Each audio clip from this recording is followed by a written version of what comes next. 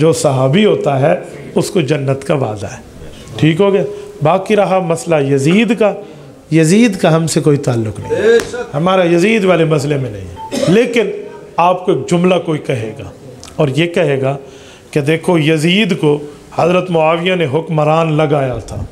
بھائی سنیں، جب کوئی حکمران کسی بندے کو ولی العہد بناتا ہے، حکمران کہتے ہیں کہ میرے بعد یہ حکمران ہوگا، تو شریعت اسلامیہ کا اصول کیا ہے کہ کیا وہ فوری طور پہ حکمران بن جاتا ہے یا وہ ارباب حل و عقد جو پارلیمنٹ اور شورا ہوتی ہے اس کی پرمیشن کا پابند رہتا ہے؟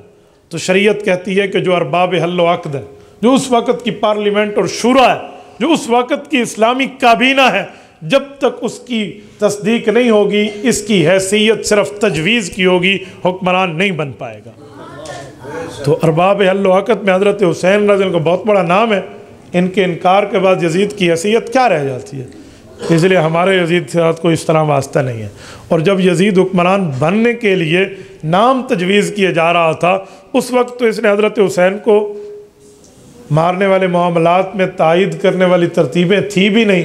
جب تھی ہی نہیں تو آپ حضرت معاویہ کو اس طرح کیوں کہتے ہو؟ یہ تو وہی بات ہے کہ حضرت عمر رضی اللہ تعالیٰ عنہ کو جب ابو لولو فیروز ملا، مجوسی جو قاتل ہے حضرت عمر کا، تو کیا کرتے ہو؟ کہا جی میں خنجر بناتا ہوں، ظاہر پوجا خنجر۔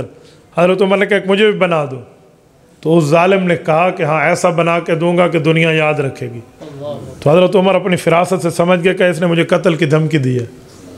تو کچھ لوگوں نے بیٹھے ہوئے کہا کہ اسے پھر مار دیں۔ کہ کیوں مارو، اس نے تو ابھی وہ کام کیا نہیں ہے، تو خالی کہہ کر گیا۔ تو حضرت عمر نے مارنے سے انکار کر دیا۔ تو اگر آپ یزید پر الزام لگاتے بھی ہو تو حضرت رشید احمد گنگوہی رحمہ اللہ کا لفظ ہے بسبب قتل کے فاسق ہوا، کہ حضرت حسین کی شہادت کے بعد ہم اسے فاسق فاجر مان رہے ہیں، وہ تو قتل سے پہلے کے معاملات ہیں، اس وقت تو شاید اس کی حالات یہ نہیں تھے جو آپ نے پیش کیے ہیں، اس لیے یہ الزام حضرت امیر معاویہ پہ نہیں آتا۔ باقی یزید جانے، اس کا کام جانے، کسی بیٹے کی غلطی باپ پر نہیں تھوپی جا سکتی۔ نوح علیہ السلام کا بیٹا جو ہے ساویل الجبل جو کہہ رہا ہے اور وہ حضرت نوح کے بیڑے میں نہیں آیا اور وہ دشمن کے کیمپ میں رہا ہے، تو اس کا الزام حضرت نوح پر آئے گا؟ نہیں آئے گا۔ تو آپ کیسے یزید والا معاملہ حضرت معاویہ پر ڈال سکتے ہیں؟ سیدنا معاویہ علیہ اس معاملے سے مبرہ اور بالکل ٹھیک ہے۔ اور میرے دوستو، رسول اللہ صلی اللہ علیہ وسلم کی دعائیں، حضور پاک علیہ السلام کی صحبت، رسول اللہ کا قرب جو حضرت معاویہ علیہ کو حاصل ہے، اس کا ایک مقام اور مرتبہ ہے اپنی جگہ۔ اور ہم اہل سنت والجماعت خلفائے راشدین کو خلافت راشدہ سمجھتے ہیں اور حضرت معاویہ کی خلافت کو خلافت عادلہ سمجھتے ہیں۔